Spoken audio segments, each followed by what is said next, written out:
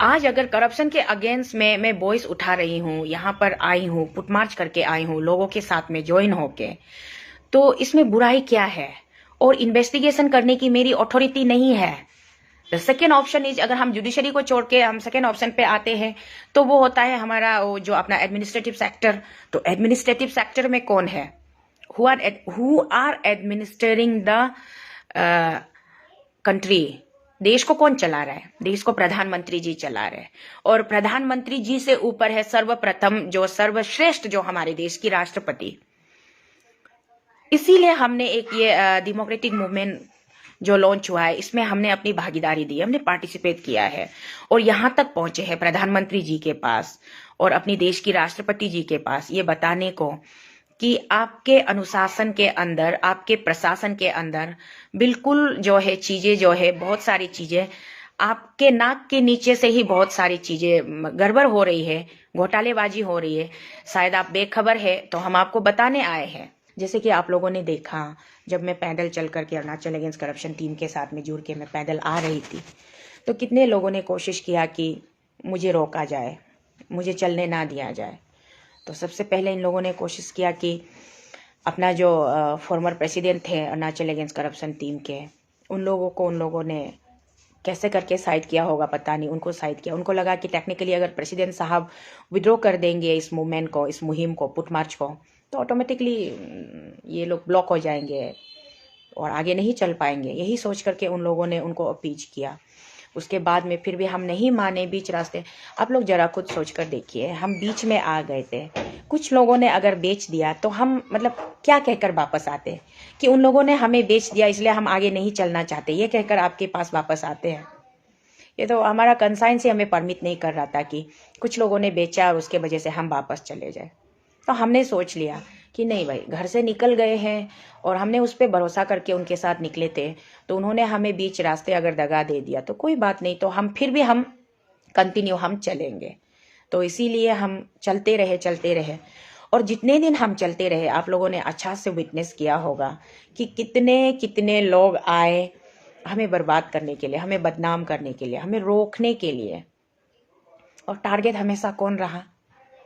सबसे soft target, the one and only loan lady तो शीतल, एक ही तो महिला है। इसको अगर हम लोग इस तरीके से ख़त्म कर देंगे, निचोड़ देंगे, ये डिस्करेज हो जाएगी, डिमोरलाइज हो जाएगी, रोती रहेगी। यही सोच करके तो सबने मुझे सॉफ्ट टारगेट बनाया। और जितने भी लोग आए, तो जब मेरे ऊपर कुछ बोलने का अगर कुछ नहीं बचा, तो मेरे अपने लोगों को लगा करके मेरे अगेंस्ट में कॉन्स्पिरेसी प्लॉट की गई और उस साजिश के तहत मुझे बदनाम करने की हर मुमकिन कोशिश की गई। एक टुकड़ा नहीं छोड़ा उन लोगों ने, कहीं से भी जगह नहीं छोड़ा। तो ये मतलब जो है कि गंदी गंदी और जो चीज़ें मेरे लाइफ में जो सच्चाई में है, वो मैंने उनके बदनाम नहीं करने से पहले, उनके साजिश नहीं रचने से पहले आप सबके सामने मैंने हमेशा रखा, ईमानदारी के साथ रखा है कि मेरी जिंदगी के उतार चढ़ाव में मैंने कैसे कैसे समय देके है, वो भी मैंने रखा है। मेरी पहली शादी टूटी, फिर 2 बच्चों की माँ थी, पोस्ट बैचलर रही इतने साल, उसके बाद में फिर दोबारा मेरी शादी हुई। और शादी नहीं होने से पहले भी जब पोस्ट बैचलर रही थी, तब भी कितने सारे लोगों ने अप्लाई तो किया होगा ना कि आप खाली हो, if you are single then चलो लेट्स मिंगल। ऐसे लोग, बहुत सारे लोग ट्राई करते हैं। फिर एक स्त्री को देखना पड़ता है जो कि एक स्त्री है, 2 बच्चों की ऑलरेडी माँ है और डिवोर्सी है। उनको देखना पड़ता है कि फर्दर उनके लाइफ में, अगर वो अपनी लाइफ में सेकेंड चांस आगे बढ़ना चाहती हैं, तो उनका लाइफ पार्टनर कैसे होना चाहिए।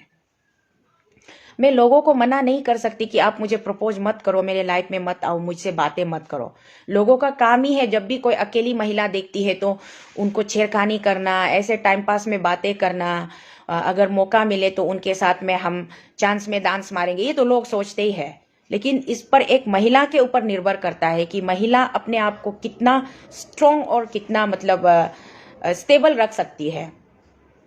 तो आए होंगे ऐसे बहुत सारे लोग जो प्रपोज वगैरह करने के लिए।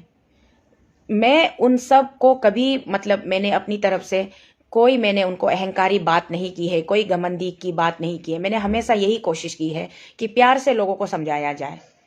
और मैं ऐसी महिला थी बहुत ज़्यादा एज होने के बाद 50 प्लस होने के बाद मेरी डाइवोर्स नहीं हुई थी, बहुत कम उम्र में ही टेंडर एज में ही डाइवोर्स हुई थी। तो ऐसे महिलाओं के लिए इस संसार में जगह बनाकर इस समाज में जीना बहुत मुश्किल होता है।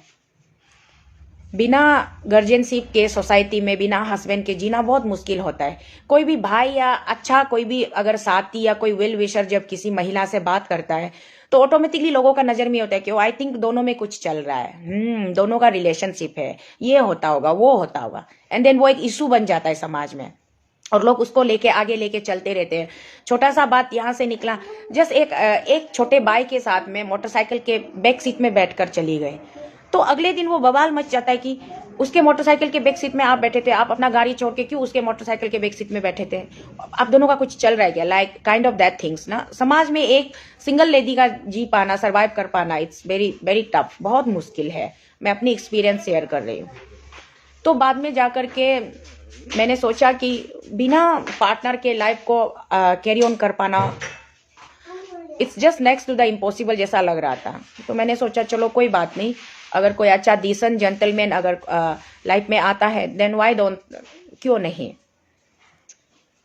तो इसीलिए अभी जो मेरी जो सेकंड मैरिज हुई है, ये जो मेरी डिसेंट नाइस जेंटलमैन, लोग आज के डेट में लोग इस 22nd 23rd सेंचुरी में लोग देखते हैं कि उसका बैंक बैलेंस क्या है, बैकग्राउंड क्या है, ये वो लोग ऐसे देख करके लोग शायद रिश्ते बनाते हैं। मैंने सुना है लोग ऐसे कह रहे थे, लेकिन पर्सनल लेवल में मैं कभी खुद ऐसा नहीं सोचती हूँ, क्योंकि आपके पास में बैंक बैलेंस जो होता भी होगा तो अगर वो बहुत ही टेम्पररी होता है, वो मतलब आज है तो कल किसी और का हो जाता है। तो बैंक बैलेंस के चक्कर में या बैकग्राउंड के चक्कर में क्यों लोगों को देख, अगर आपको लोगों को देखना है तो लोगों की क्वालिटी से देखिए कि जो बंदा है आपके साथ में खड़ा रहने का वो कितना सक्षम रखता है और जिंदगी में आपके साथ कितना कदम वो आगे चल पाएगा और आपके सुख दुख में वो कितना सपोर्टिव रहेगा।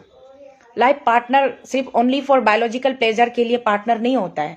लाइफ पार्टनर होता है इमोशनल फ्रेंड्स, जो आपको समझ सके, आपके परसेप्शन ऑफ लाइफ को समझ सके, आपकी इंटेंशन को समझ सके और आपके अंदर जितनी अच्छाई है उस अच्छाई के साथ अगर वो आपको एक्सेप्ट करते हैं, तो हर ह्यूमन बीइंग के अंदर में एक अच्छा और एक बुराई तो होता है, मेरिट और डीमेरिट जरूर होता है।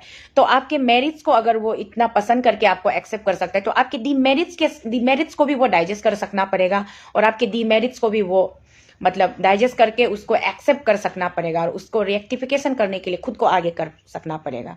ऐसा लाइफ पार्टनर होना चाहिए। हम लोगों का लाइफ जो है एक टेम्पररी एक जर्नी है। जिस तरीके से मैंने इस वीडियो के शुरुआत में बोला था कि हमारी माताजी आज इस दुनिया से रुखसत हो गई है, देश की प्रधानमंत्री की माताजी, तो एक दिन हम सब भी जाएंगे। तो ये जो एक प्रोसेस है, this is only a journey of life. तो इस जर्नी ऑफ लाइफ में आपको एक अच्छा जीवन साथी का होना बहुत जरूरी होता है, जो आपको अंडरस्टैंड कर सके, जो आपको समझ सके, आपके अच्छाइयों के साथ साथ आपके बुराइयों को भी वो एडजस्ट कर सके। ये नहीं कि अगर सिर्फ आप अच्छे हो और आपके अच्छाइयों के बारे में सोच करके वो आपके अच्छाइयों के वजह से सिर्फ आपको पसंद करे और आपके अंदर की बुराई हो, आपका पॉजिटिव पार्ट्स उनको अच्छा लगा बट आपका नेगेटिव पार्ट्स उनको अच्छा नहीं लगा, तो ये गलत होता है। अगर आप किसी के पॉजिटिव पार्ट से आप अगर इम्प्रेस होते हो तो नेगेटिव पार्ट्स को भी आपको मतलब उसको ये कर सकना है, अपने अंदर में उसको कंट्रोल कर सकना है। तो इसलिए आई एम हैप्पी इनफ, मैं बहुत खुश हूँ, मुझे एक अच्छा और संवेदनशील और बहुत ही मैच्योर्ड लाइफ पार्टनर मिला है मेरे लाइफ में अभी। और हमारे बीच में एक बहुत प्यारा सा बेटा भी हुआ है, आप सबने देखा ही होगा फेसबुक के माध्यम से। तो हम खुश है परिवार में। तो यहाँ पे कुछ लोग मैंने देखा है, मेरे बहुत सारे ब्रदर्स जो है कहते हैं कि she is a third wife, this and that वो। तो मैंने कब मना किया कि मैं ऐसा नहीं हूँ, जो सच्चाई है मैं उसको हमेशा एक्सेप्ट करती हूँ। हमारे अरुणाचल प्रदेश में हमारे फोरफादर एंसेस्टर जो अबो तनी जी थे, उन्होंने ही सिखा के गया है कि हमारे अरुणाचल के लोगों को ट्राइबल, स्पेशली दूसरे ट्राइब्स के बारे में मुझे इतना नहीं पता, खास करके हमारे निसी ट्राइब्स की बचपन से मैं देखती आ रही हूँ, दादाजी पर दादाजी ये लोग 10-10 15-15 वाइफ्स लेते थे। अभी मैं इसको एनकरेज नहीं कर रही हूँ कि लेना चाहिए, लेकिन किस्मत का मारा कहूँ या दुर्भाग्य कहूँ या सौभाग्य कहूँ, तीसरी नंबर पर मैं हूँ और ये सच्चाई है। लेकिन मेरे जितने भी हमारे परिवार वाले हैं, मुझे कभी उन्होंने ये एहसास होने नहीं दिया कि मैं तीसरा हूँ, चौथा हूँ या पांचवा हूँ या छठा हूँ। उन्होंने मुझे हमेशा दिल खोल के गले लगाया और प्यार से एक्सेप्ट किया। मेरा जितना भी नावम सोसाइटी है, मेरा हस्बैंड का जो फैमिली है, और मेरी हस्बैंड की फर्स्ट वाइफ, उनकी सेकेंड वाइफ, उनके सारे बच्चे, सब लोगों ने मुझे दिल से प्यार किया, और मेरे बेटे को भी उन लोगों ने बहुत प्यार किया और अपनाया। तो कभी हमारे परिवार के अंदर ये महसूस ही नहीं हुआ कि कौन फर्स्ट है, कौन सेकेंड है, कौन थर्ड है। लेकिन यहाँ पर जब कमेंट सेक्शन में लोग कमेंट्स करते हैं और लोग जब गाली गलौज करते हैं, और तब जाके रियलाइज होता है कि ओके, अच्छा, हाँ अभी याद आया कि मैं थर्ड वाइफ हूँ। ऐसा मतलब महसूस होता है, फील होता है। अदरवाइज घर परिवार में मुझे कभी वो स्टेप मदरली सौतेलापन बिहेवियर नहीं मिला, चाहे वो मेरे ससुर जी हो, या मेरे सासू माँ हो, या मेरे जितने भी देवर देवरानी हो, जेठानी हो, जेठ हो, या मेरे जितने भी दूने मावो हो, सब लोगों ने मुझे भरपूर प्यार दिया और हमेशा एक रिस्पेक्ट और प्यार के साथ लोगों ने मेरे साथ में बिहेव किया। तो मुझे कभी वो महसूस नहीं हुआ है।